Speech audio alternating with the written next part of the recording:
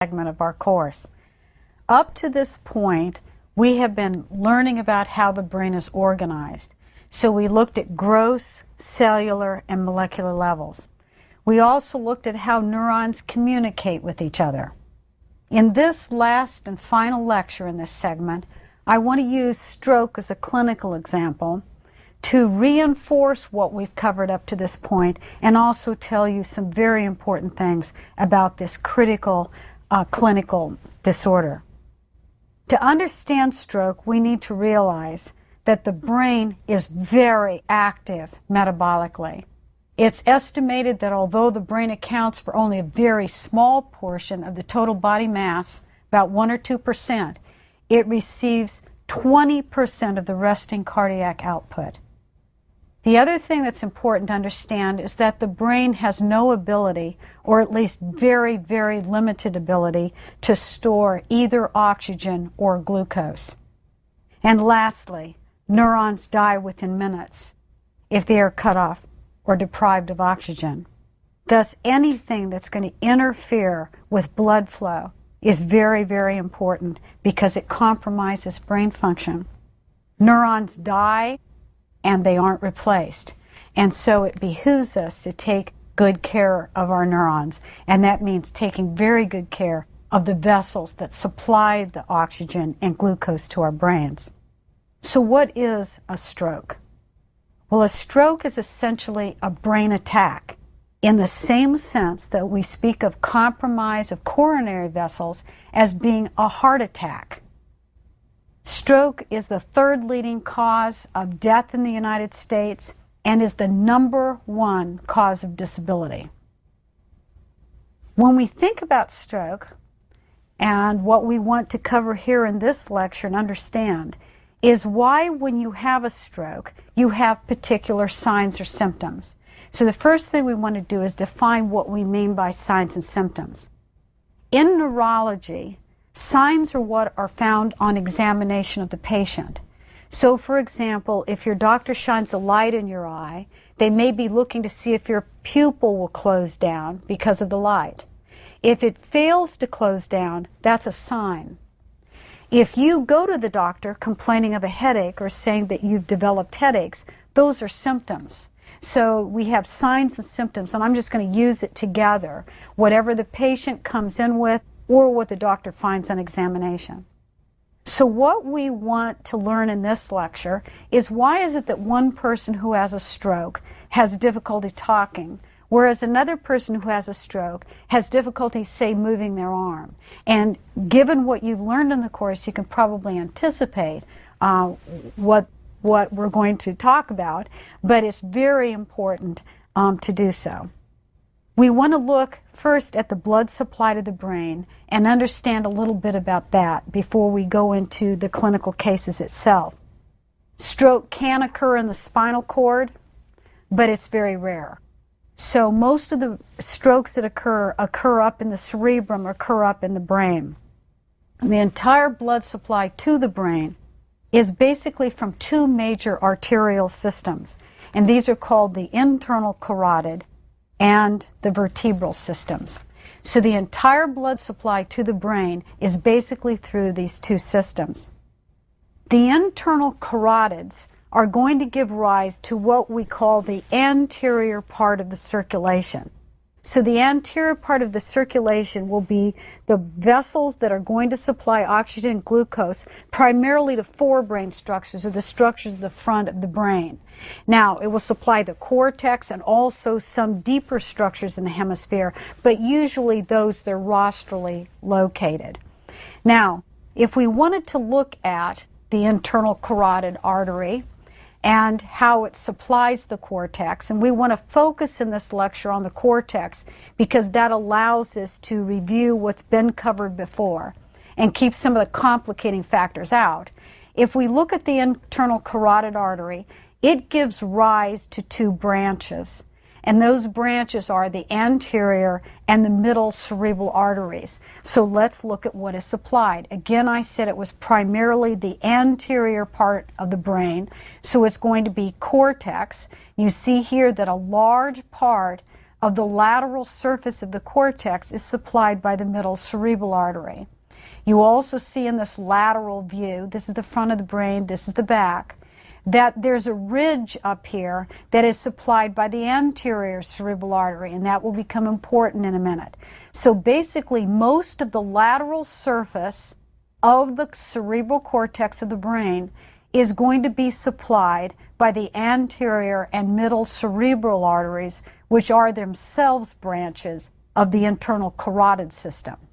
If we look at the medial view of the brain, so now if we were looking at this brain model, it's like looking at the medial surface of the hemisphere, you see that the anterior cerebral artery supplies most of this surface up here that's up in this general area on the medial surface, and the middle cerebral artery continues to supply the large part of the temporal lobe, which you can see here, located in this area.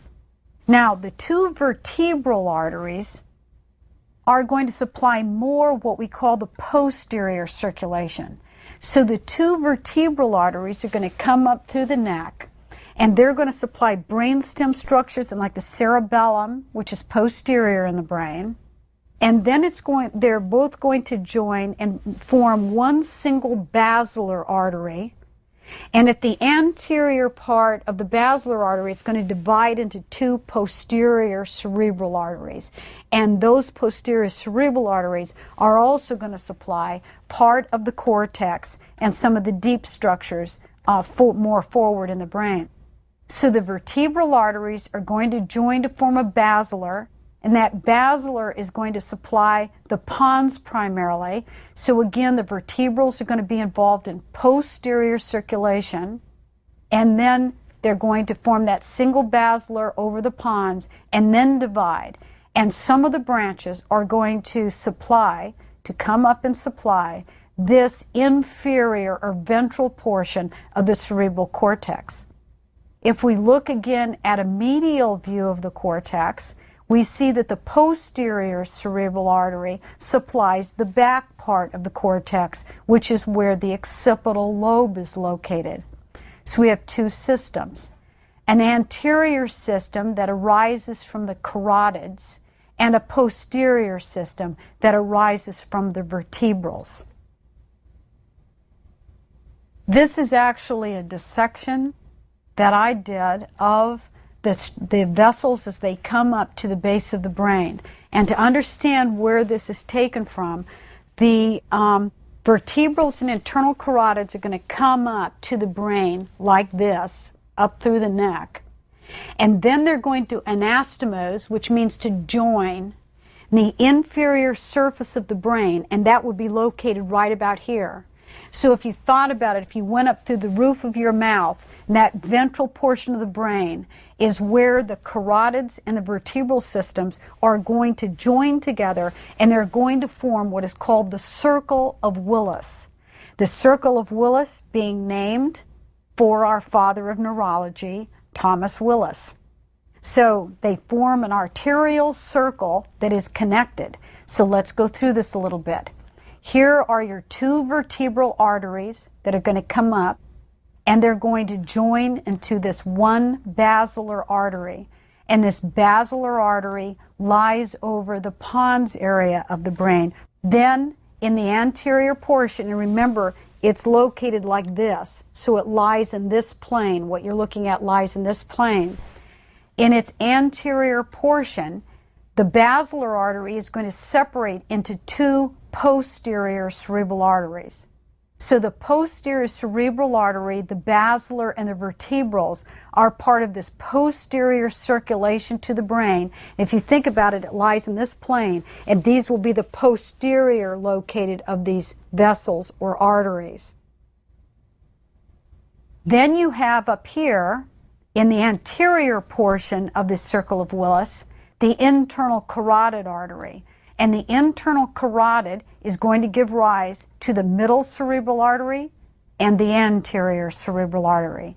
And this system forms that anterior part of the circulation of the brain. You also notice that there are little tiny joining vessels, and that's what joins this all into the circle of Willis. A stroke occurs when the blood supply to any part of the brain is compromised.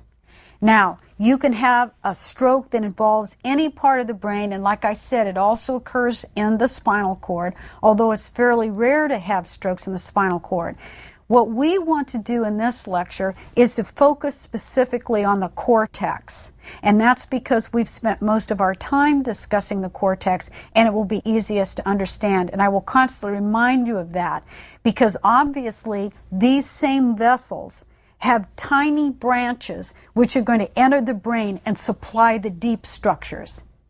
These two systems, the internal carotids and the vertebrals, supply the entire brain with blood, oxygen, and glucose. And so this is the entire system of the blood supply to the brain. Now, there are two different kinds of strokes. One is called a hemorrhagic stroke. And a hemorrhagic stroke occurs when a blood vessel breaks and blood actually leaks out into the brain structure itself. So that's a hemorrhagic stroke. That causes whatever that vessel used to supply is now cut off from its blood supply. It's just a bleed in the brain. The second type of stroke is called an ischemic stroke. And ischemic strokes account for the greatest majority of strokes that occur in the brain, about 85%. So most strokes are ischemic in nature. And that refers to the fact that some artery has been blocked in some way.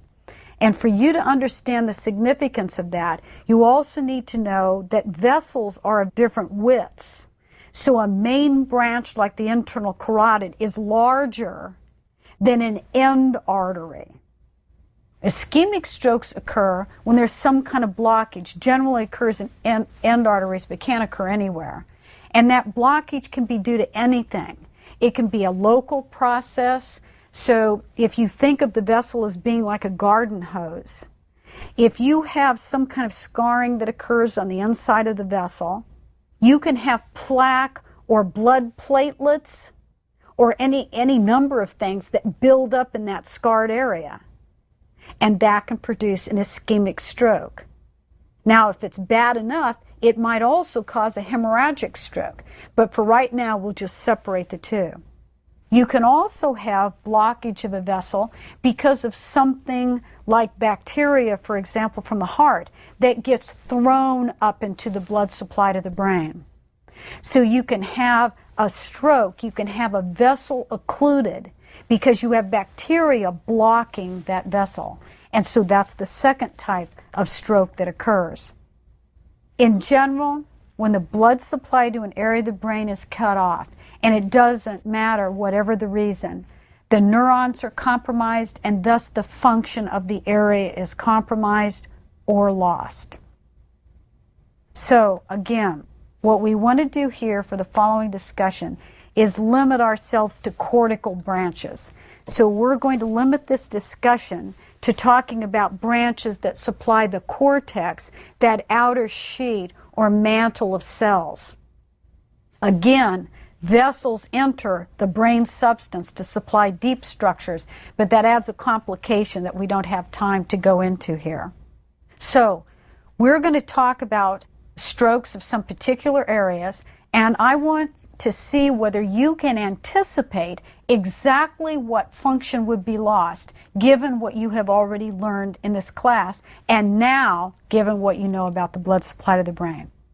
So let's start with primary motor cortex.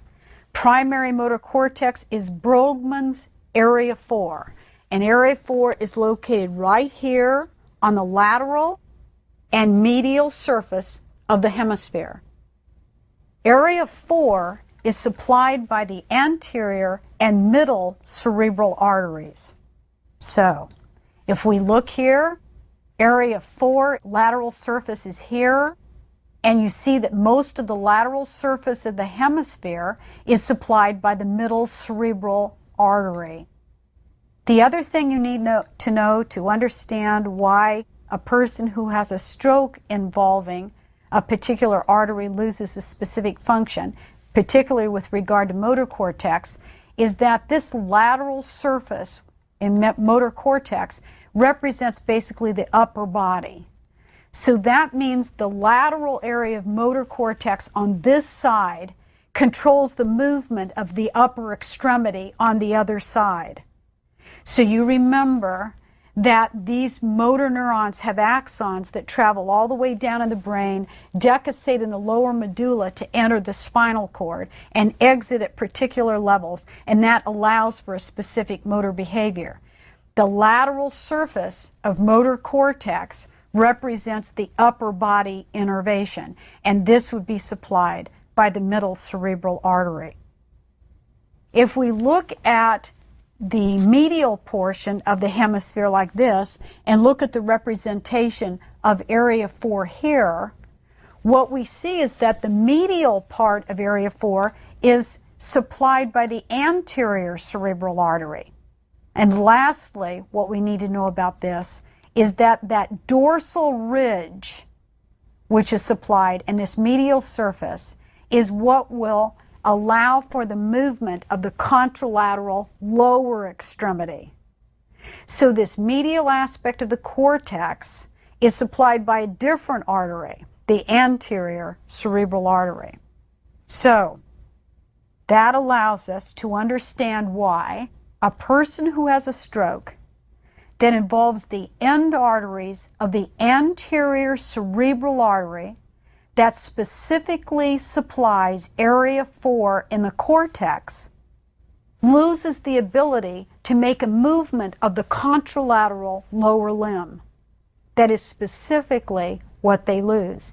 And the reason for that is because of what area has been involved and what artery supplies that area. So this is true for all of the brain. Here we just gave an example of what happens with one specific area of the cortex.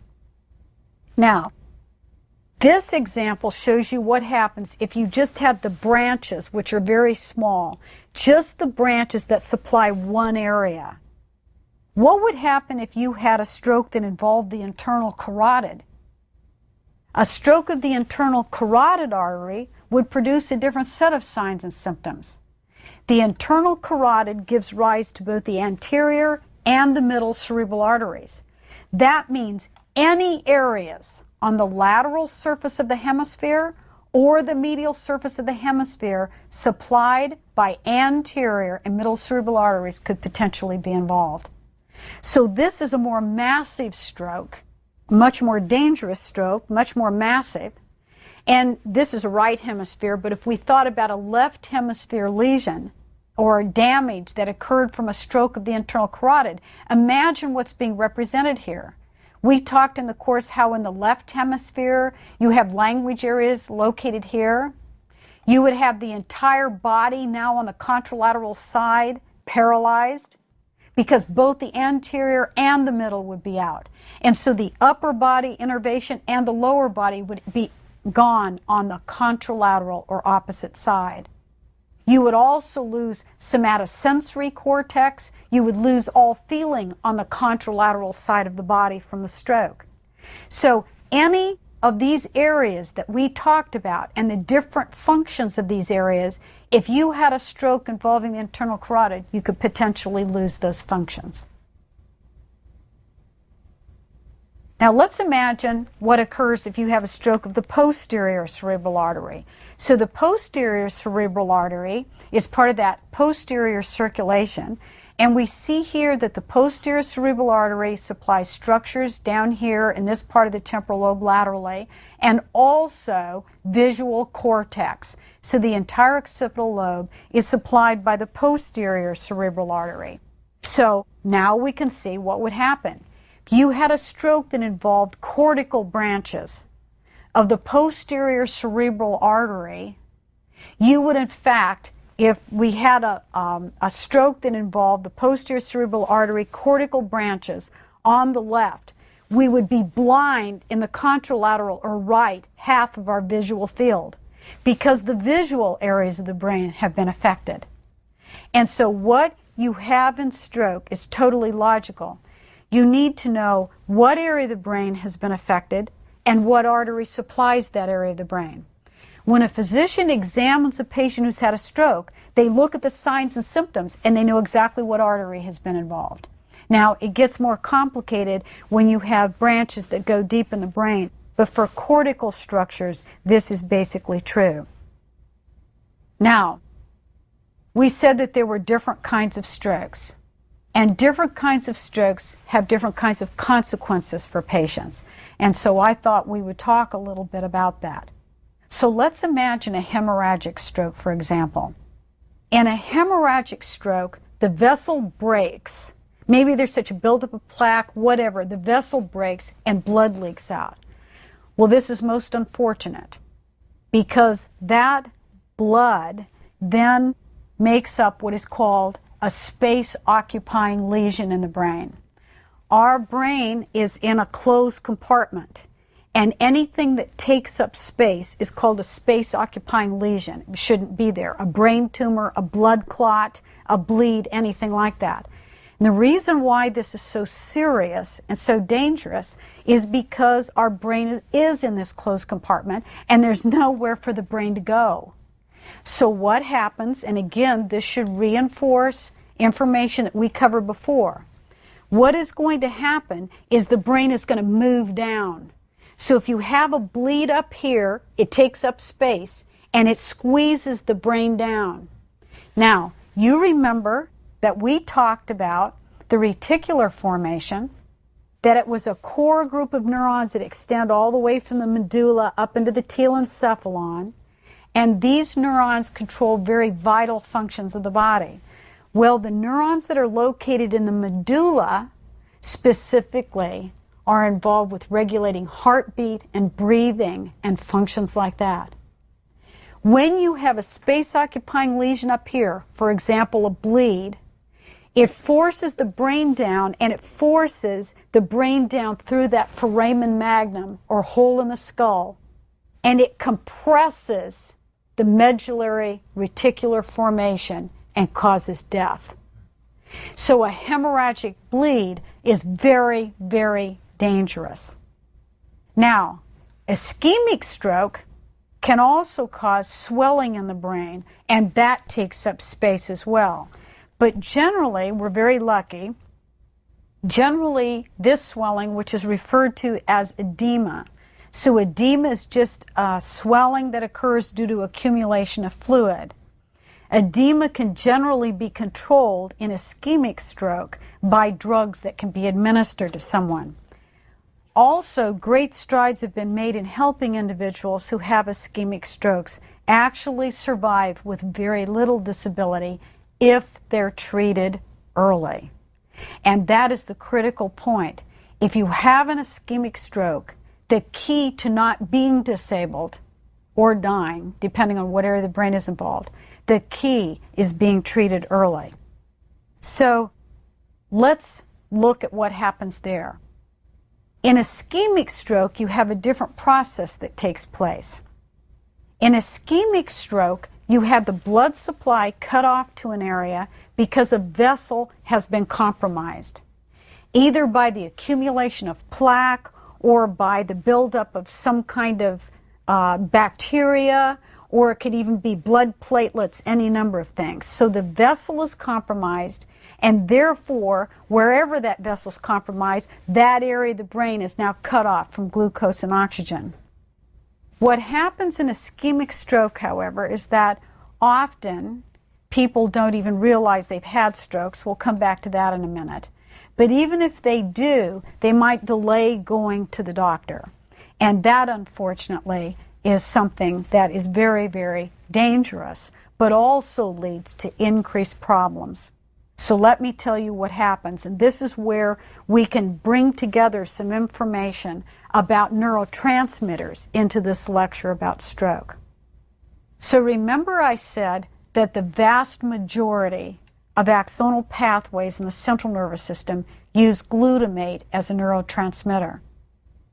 I've also said on numerous occasions that glutamate is neurotoxic. So it actually isn't the glutamate itself, but it's a process it sets off, kills neurons. Well, unfortunately, in ischemic stroke, there are a number of things that happen after the stroke that put areas of the brain at great risk. And it's actually very easy to understand this. So, here's what happens. Let's imagine this is the surface of the brain. And we occlude a particular vessel that supplies this tiny area. So it's a little tiny end artery that just gets filled with plaque or something, and we cut off the blood supply. Theoretically, you would think that this is the only place where you might have any kind of disability or whatever, and you might not even notice it because it's a tiny area. But in fact, what happens is that if that occlusion is not cleared and that area of the brain continues to be cut off from its blood supply, the axons which supply that area that use glutamate as a neurotransmitter start dumping their glutamate into the brain substance itself. So these axons become leaky because all of these mechanisms that keep different ions across the membrane, all of these things are energy-dependent processes. So the minute that area of the brain is cut off from its blood supply, from its glucose and its oxygen, it is going to compromise this mechanism. And what's going to happen is the membrane's just going to start releasing chemicals into the extracellular space. And it releases glutamate. Now, unfortunately, this glutamate then sets up a process that results in the death of neurons around the area that was actually ischemic. And we call this area surrounding this the penumbra, because penumbra means umbrella. So it's like the umbrella area around the area where the stroke actually occurred. And the astrocytes desperately try to soak up that glutamate because one of their jobs is making sure that neurotoxic substances are removed from the brain. So when there's a stroke, astrocytes are recruited to the area. They make an attempt to soak up that glutamate which is there, but they generally can't do it. And so this glutamate produces this penumbral region that actually kills more neurons than the ischemic site itself did. So that is why ischemic stroke can also be very serious and lead to people being debilitated or unable to do something. The initial signs and symptoms when a person first has an ischemic stroke might be very small and very minor. Then if not treated, this penumbral region will develop and the individual then can lose a great deal of function. Now, lastly, one of the reasons why people do not have ischemic stroke dealt with early, and there are drugs that help remove occlusions in vessels, but they have to be administered within 3 hours of the stroke. They cannot be administered after that time because these drugs themselves carry the risk of hemorrhagic stroke. So they have to be administered as soon as you have an ischemic stroke. And one of the problems is that we often have occlusions of a vessel which clear by themselves. So you could have a tiny little something occlude a vessel, and then it clears, and then the vessel is patent again, and so everything is fine. So let's imagine we have our individual, and the person suddenly notices that everything has gone out of focus. Well, this could be an ischemic stroke of the blood supply to the eye. But within 2 or 3 minutes, maybe the individual can focus again just fine. So the person says, oh, well, that wasn't anything. I don't know what that meant. Or you have people who will report things like they noticed that there was some kind of funny tingling in their fingers. And it was like really weird because they hadn't been lying on their arm or anything, but there was this strange feeling. But then after a few minutes or hours, it went away. And so the individual doesn't seek medical treatment. These are called transient ischemic attacks. Transient events, meaning that they clear. And so the person doesn't seek treatment. Why they're important is transient ischemic attacks signal that there's some kind of impending thing that is probably likely to take place. And some very large fraction of individuals who have ischemic attacks go on within 2 or 3 years to have a major stroke involving a major artery. So the take-home message from this lecture, and one which is important, if you ever have a sudden onset of any neurological sign and symptom, meaning anything that anyone listening to this course could attribute to the brain or to your eye, which is an outgrowth of the brain, seek medical treatment immediately. It doesn't matter whether it got better and it clears or whatever. Seek medical treatment immediately. Thank you.